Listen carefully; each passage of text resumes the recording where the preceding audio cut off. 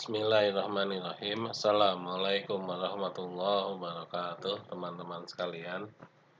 Kita akan mulai untuk pembahasan part kedua dari mata kuliah pemrograman komputer. Saat ini saya akan membahas mengenai pengenalan bahasa pemrograman. Bahasa pemrograman ini termasuk dalam kategori program aplikasi ya teman-teman. Jadi bukan termasuk ke kategori sistem operasi. Karena bahasa pemrograman ini digunakan oleh para programmer di sini ya untuk membuat suatu aplikasi atau suatu software pada komputer. Jadi itu kita mengenal bahasa pemrograman itu tujuannya adalah untuk membuat software ya. Kita nanti akan membuat software. Khususnya lagi nanti di mata kuliah ini kita akan membuat software berbasis Android begitu ya, teman-teman. Nah, bahasa pemrograman ini ya memfasilitasi seorang programmer di sini ya, untuk kemudian nanti secara spesifik menentukan apa yang akan dilakukan oleh komputer. Jadi kita akan membuat sebuah kode program untuk menentukan bagaimana perilaku komputer. Kemudian kita juga akan menyeting ya, membuat kode program bagaimana nanti sebuah data itu disimpan. Bagaimana data yang disimpan ini kemudian ditransformasikan menjadi informasi yang lebih memiliki nilai manfaat. Dan manfaat ini nanti kemudian untuk membantu mempermudah pekerjaan tertentu memerlukan otomatisasi. Jadi big goal-nya adalah kita akan membuat sebuah otomatisasi ya. Otomatisasi apapun. Dimulai dari yang sederhana, misalkan saja kita membuat kalkulator. Maka kita akan membantu otomatisasi proses entah itu penjumlahan, pengurangan, perkalian, ataupun perhitungan kalkulasi yang lain. Begitu ya.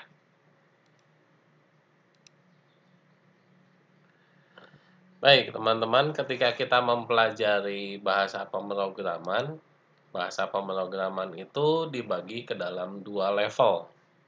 Yang pertama adalah bahasa pemrograman tingkat tinggi, dan yang kedua dikategorikan sebagai bahasa pemrograman low level ya. Nah, apa perbedaannya? Kalau high level, maka bahasanya itu mudah dipahami. Sini kata kuncinya ya. Apa maksudnya mudah dipahami? Ya, menggunakan bahasa manusia sehari-hari. Walaupun pada umumnya adalah menggunakan bahasa Inggris ya.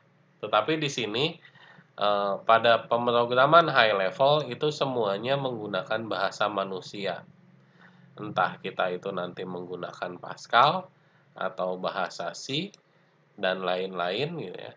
Tetapi kalau itu tergolong ke dalam kategori high level language, maka itu kita menggunakan bahasa manusia. Lantas jika kita menggunakan bahasa pemrograman yang tergolong low level, contohnya misalkan kita belajar bahasa pemrograman assembly ya, atau kita belajar menggunakan bahasa pemrograman bahasa mesin, gitu. Maka contoh-contoh program yang tergolong dalam kategori low level itu menggunakan bahasa mesin, menggunakan bahasa hardware. Ya, bukan lagi menggunakan bahasa yang dipahami oleh manusia, bukan.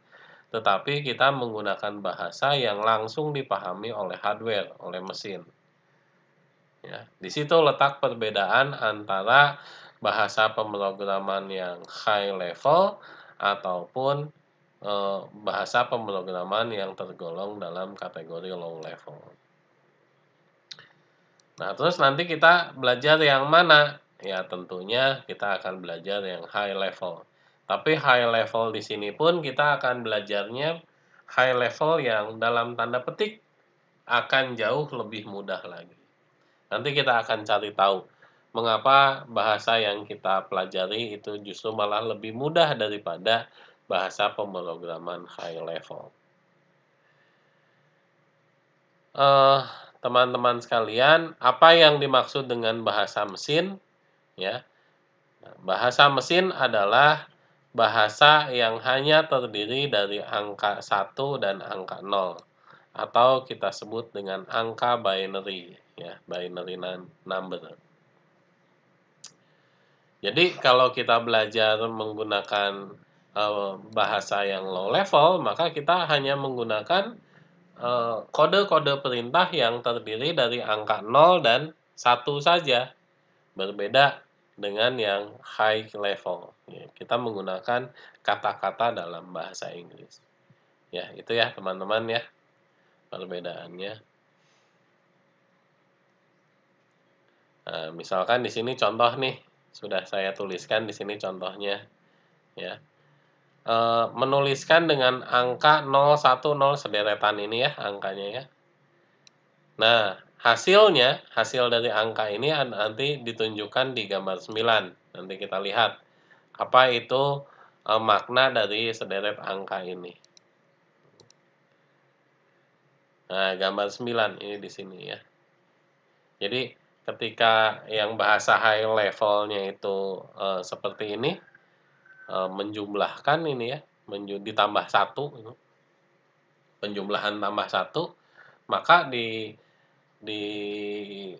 bahasa mesinnya itu kita menggunakan kode program seperti ini, kira-kira seperti itu. Sementara kalau kita menggunakan yang sedikit lebih tinggi levelnya, ini kita lihat bukan bahasa mesin, tetapi menggunakan bahasa yang disebut bahasa assembly, ya. Maka contoh kodenya sedikit lebih manusiawi, ya, sedikit lebih manusiawi. Bukan lagi menggunakan kode angka 0 dan 1, tetapi menggunakan singkatan kode yang disebut dengan mnemonik, ya. Contoh misalkan kita menggunakan simbol kode move, sub, dan seterusnya. Nah, contoh misalkan di sini ya, STO itu artinya apa? STO itu artinya store. Move ini artinya apa? Artinya adalah move, pindah, begitu ya. Jadi kita memindahkan. Terus kalau JMP apa? JMP itu jam. Terus kalau loop apa? Loop itu artinya kita membuat sebuah kegiatan yang berulang terus, begitu ya, membuat prosedur yang berulang terus.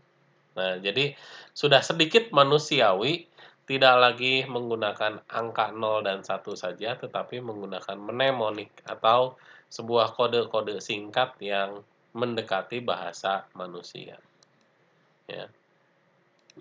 Lantas kalau bahasa tingkat tinggi, apa maksudnya? Ya, kita menggunakan bahasa-bahasa dari unsur bahasa manusia. Ya, dari unsur bahasa manusia. Contoh misalnya pakai kata begin, ya, for, if, dan seterusnya. Tidak hanya misalkan ini ya, tidak hanya pakai move begini. Atau stop. Stop ini artinya apa? Mungkin orang yang tidak tahu ya, oh stove, kompor misalkan, ya, bukan store. Nah, itu kan masih menimbulkan perbedaan persepsi. Tapi kalau bahasa tingkat tinggi, ini kita sudah menggunakan unsur bahasa manusia khususnya dalam bahasa Inggris, begitu ya. Nah, ini contohnya dan nanti di sini di gambar 10 ada contoh lagi. Nah, lihat ini adalah contoh bahasa tingkat tinggi dari bahasa JavaScript ini ya. Ini contoh bahasa JavaScript. Nah, teman-teman bisa lihat di sini kita pakai istilah head, kita pakai istilah title, kita pakai bahasa perintah dokumen write. Gitu. Nah, apa hasilnya? Hasil dari kode program yang dituliskan di sini ini, itu hasilnya adalah sebuah tulisan Hello World. Jadi untuk menuliskan tulisan Hello World seperti ini, kita membutuhkan kode program sebanyak 12 baris dengan menggunakan JavaScript. Begitu teman-teman. Itu kode program bahasa tingkat tinggi. Ya. Baik, pembahasannya kita lanjutkan. Nah, ini mengapa alasan kita mungkin ada orang yang belajar bahasa level rendah. Mungkin ada orang yang belajar bahasa level tinggi. Mengapa? Ya karena ada tujuan-tujuan tertentu ya. Mungkin kalau orang-orang yang pelajari bahasa level tinggi, ya karena kemudahan kode-kode programnya. Kita tidak perlu menghafalkan deretan angka biner, begitu ya. Lantas mengapa ada orang-orang yang belajar low level language? Ya, karena mungkin orang tersebut, si programmer tersebut, ingin melakukan sebuah pemrograman yang langsung mengkonfigurasi mesin. Ya. Jadi langsung kita konfigurasi mesin ke level mesinnya, langsung ke level hardware. Nah, mungkin diingat lagi di materi sebelumnya, bagaimana seorang end user menggunakan program aplikasi, kemudian komunikasi dengan sistem operasi, komunikasi dengan hardware. Nah, itu. Jadi kalau kita belajar bahasa mesin, bahasa low level, maka kita bisa membypass prosedur komunikasi yang dulu pernah kita pelajari. Artinya, program kita bisa lebih cepat direspon oleh mesin karena tidak perlu melewati sistem operasi dan seterusnya. Itu ya. Jadi kenapa kok tetap ada orang yang belajar low level language sementara kita belajarnya di sisi high level language. Itu ya alasannya ya. Tentu kita tidak ingin kesulitan ya untuk belajar menghafalkan arti angka 0 dan 1. Kita cukup menggunakan nanti bahasa-bahasa manusia saja untuk tujuan membuat sebuah program yang bisa membantu mengotomatisasi sebuah pekerjaan. Begitu ya. Alasan kita belajar high level language dan juga alasan tetap ada orang lain yang belajar low level language.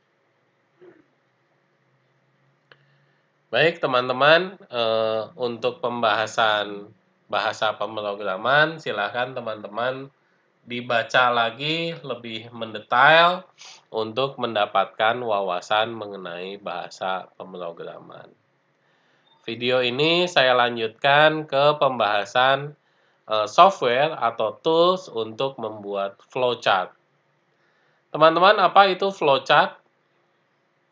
Flowchart itu jika diperlihatkan contohnya seperti ini adalah flowchart ya. Ini juga adalah flowchart. Jadi apa itu flowchart? Flowchart itu adalah sebuah algoritma yang dituangkan ke dalam bentuk visual ya. Jadi ini kan seperti algoritma algoritma tertentu yang dituangkan dalam bentuk visual. Ini kan dituangkan dalam bentuk visual. Ada simbol elips ya. Ada simbol kotak yang diberi tanda seperti ini. Ada simbol jajaran genjang seperti ini ya.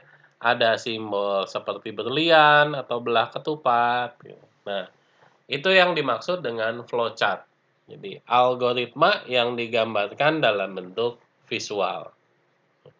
Nah, ada beberapa software atau tools ya Yang pertama, mungkin teman-teman sudah cukup familiar dengan program yang namanya Microsoft Visio. Atau juga ada teman-teman yang sudah cukup familiar dengan program yang namanya eDrawMax. Ataupun juga kita sebenarnya bisa saja membuat flowchart dengan menggunakan fasilitas Shape di MS Word. Kan begitu ya.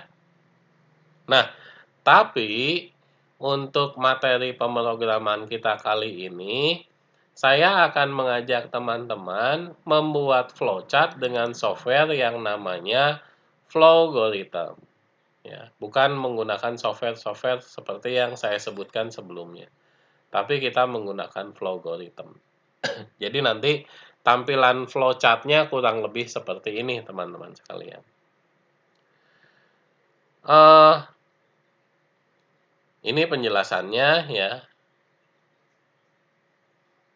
Membuat flowchart.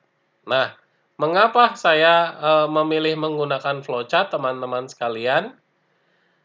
Kelebihannya, ini sudah saya jelaskan di sini sebenarnya ya.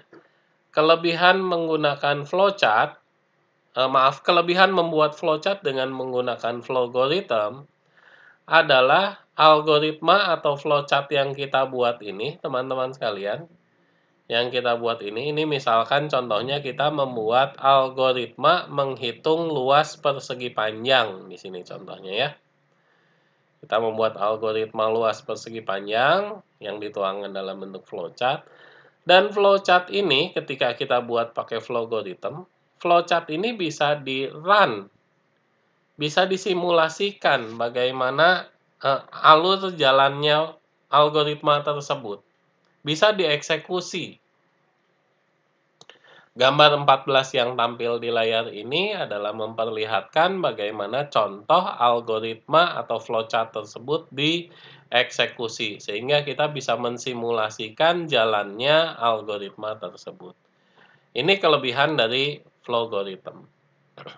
Oleh karena itu, saya mencoba untuk menggunakan Flowgorithm dalam kita belajar algoritma.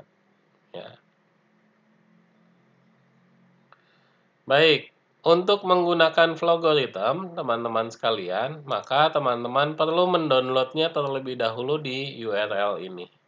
Ya, silahkan teman-teman masuk ke URL tersebut. Penjelasannya ini ada di halaman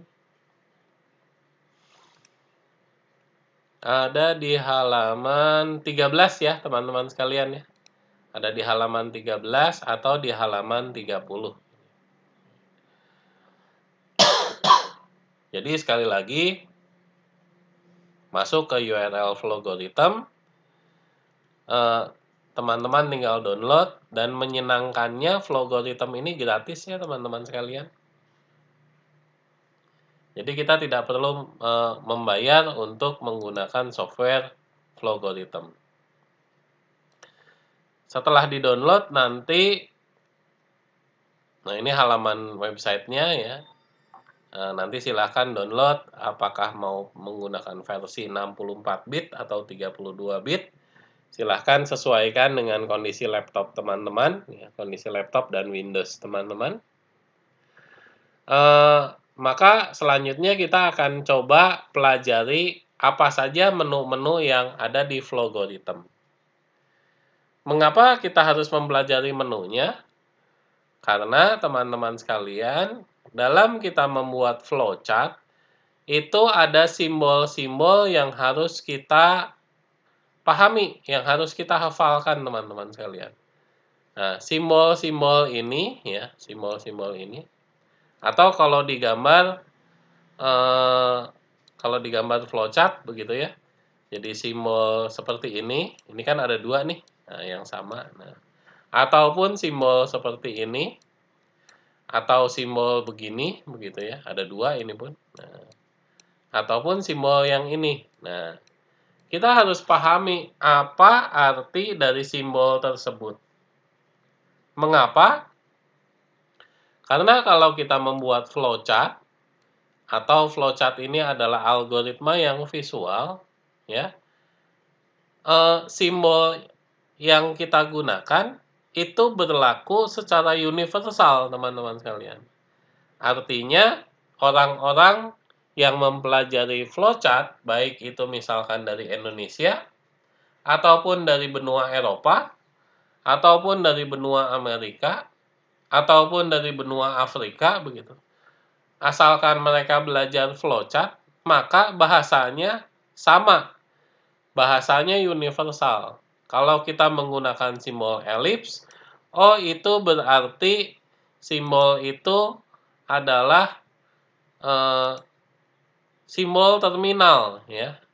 Simbol terminal. Baik itu terminal mulai ataupun terminal end. Nah, itu kita harus pahami, teman-teman sekalian. Jadi, simbol elips seperti ini adalah simbol terminal. Ya. Nah, terminal itu apa?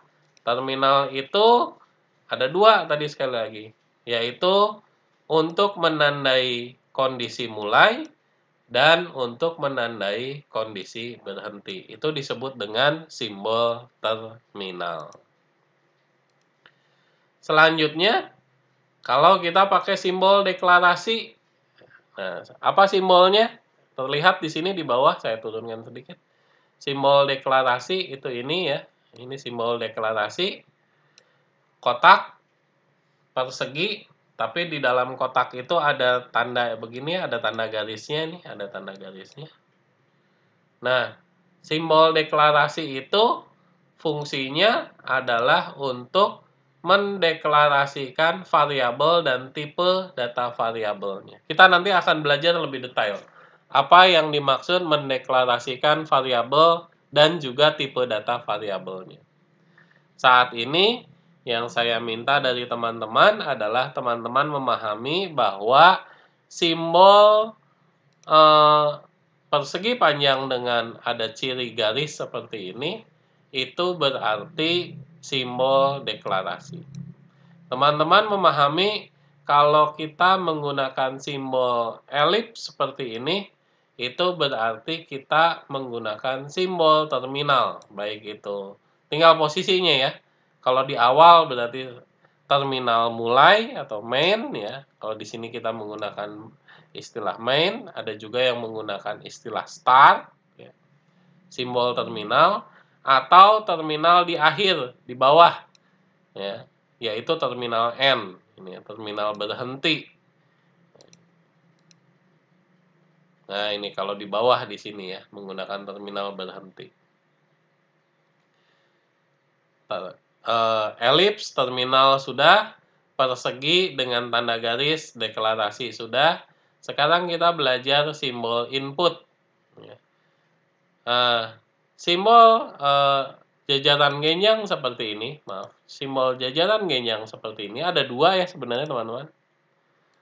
Simbol jajaran genjang seperti ini atau yang bawah, ini ya, itu adalah simbol yang digunakan untuk membuat kondisi input, ya, menyatakan kondisi input atau kondisi output.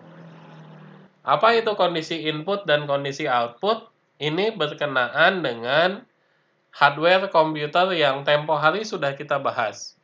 Komputer itu juga kan pasti dalam sebuah komputer itu ada komponen input, ada komponen proses, ada komponen output. Nah, itu ketika kita membuat algoritma sebuah program juga kita perlu itu mendeklarasikan sebuah keadaan input dengan simbol jajaran genjang. Ya. Keadaan output juga sama, harus kita deklarasikan dengan sebuah simbol jajaran genjang. Nah, terakhir ya, kita harus belajar sebuah simbol proses, atau kalau di sini di Flowgorithm proses itu dikenal dengan istilah assign, ya. Assign atau proses. Nah, simbolnya seperti apa? Simbolnya adalah persegi panjang seperti ini. Bukan kotak ya teman-teman, tapi persegi panjang. Nah, persegi panjang ini berarti kita akan membuat atau mengatur sebuah proses, ya. Proses apa? Ya tergantung dari algoritma apa yang akan kita buat.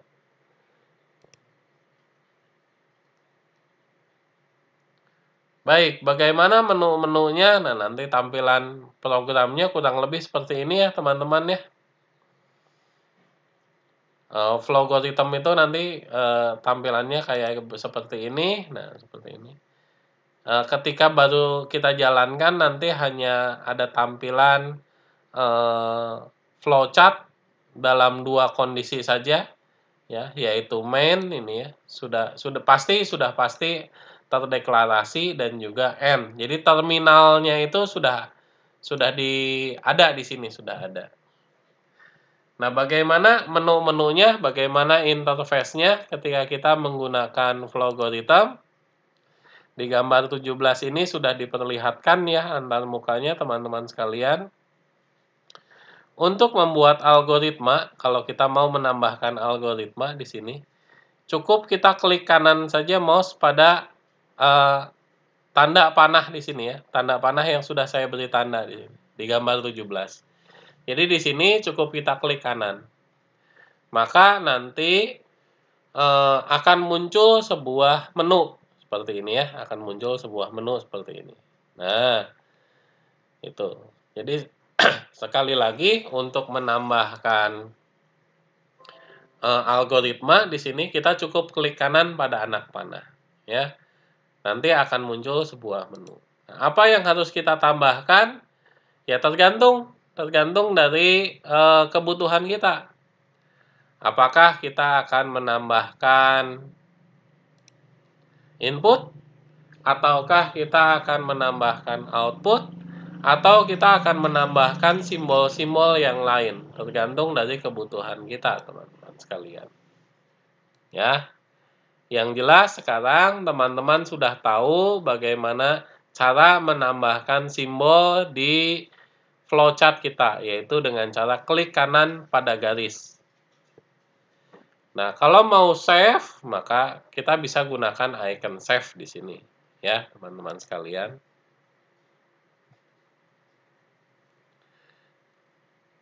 Nah, jadi sekali lagi, tinggal kita sesuaikan ya, apakah kita akan menambahkan shape atau simbol input, output, ataukah simbol variabel, ataukah simbol looping ya, ataukah simbol proses misalkan, itu tergantung kebutuhan kita.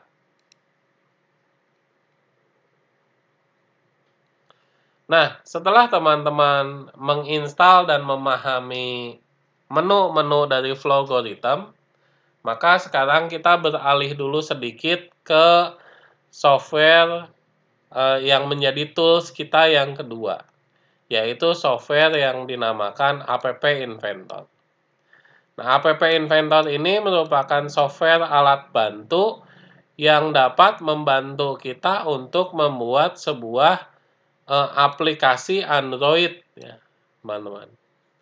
Kita menggunakan software App Inventor buatan dari Google Education dan MIT Center for Mobile Learning.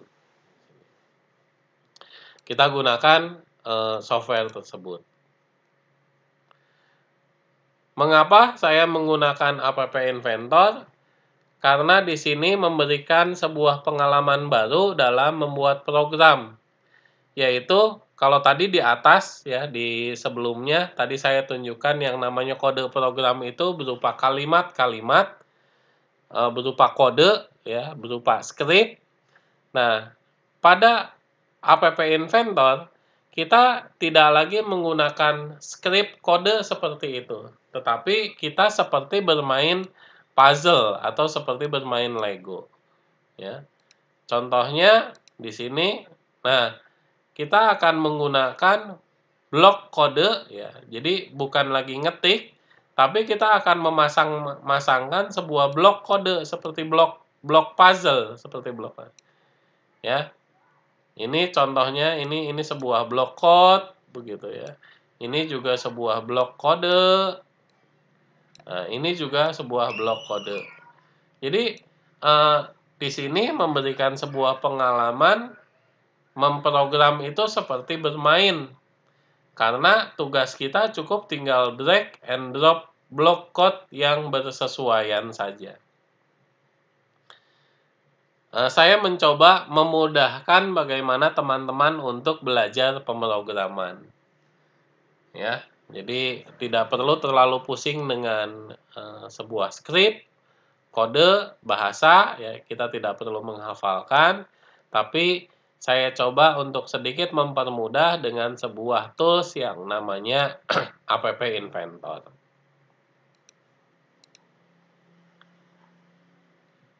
Nah, App Inventor ini teman-teman sekalian bisa kita gunakan secara online ataupun secara offline. Perbedaannya, ya kalau kita menggunakan App Inventor secara online, maka kita membutuhkan browser. Kita membutuhkan koneksi internet. Dan kemudian lagi, selain browser, koneksi internet, kita juga membutuhkan lagi sebuah akun Gmail. Karena memang ini App Inventor ini awal-awalnya ya dikembangkan oleh Google ya. Jadi memang membutuhkan sebuah akun Gmail mensyaratkan ya. Terus kita ketik saja di browser, boleh kita ketik App Inventor atau langsung kita ketikkan URL ini. Gitu ya. Maka nanti kita akan diminta login. Kita akan diminta login dengan akun Google. Nah, kalau sudah selesai membuka website App Inventor dan kemudian kita login dengan menggunakan akun Google kita, maka nanti tampilan App Inventor-nya kurang lebih seperti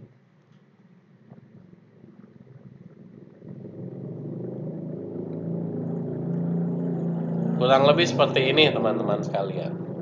Ini bentuk tampilan dari App Inventor yang kita akses secara online. Ya, begitu.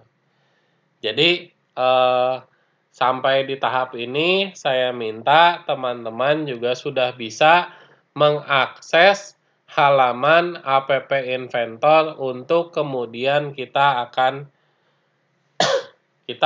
belajar membuat sebuah program atau membuat sebuah aplikasi Android. Gitu ya, teman-teman sekalian ya. Baik, apa yang akan kita pelajari selanjutnya? Teman-teman perhatikan di sini ketika kita membuka App Inventor ya, baik di halaman awal ini. Kalau kita tampilannya sampai depan sini, maka langkah pertama adalah kita harus membuat project baru dulu dengan cara mengklik tombol Start New Project di sini. Atau jika kita sudah pernah membuat project dan kita akan melanjutkan pembuatan project tersebut, maka tinggal kita klik pada nama project yang sudah kita buat di sini ya. Ini adalah nama-nama project yang sudah ada. Jadi kalau mau masuk lagi ya tinggal kita klik.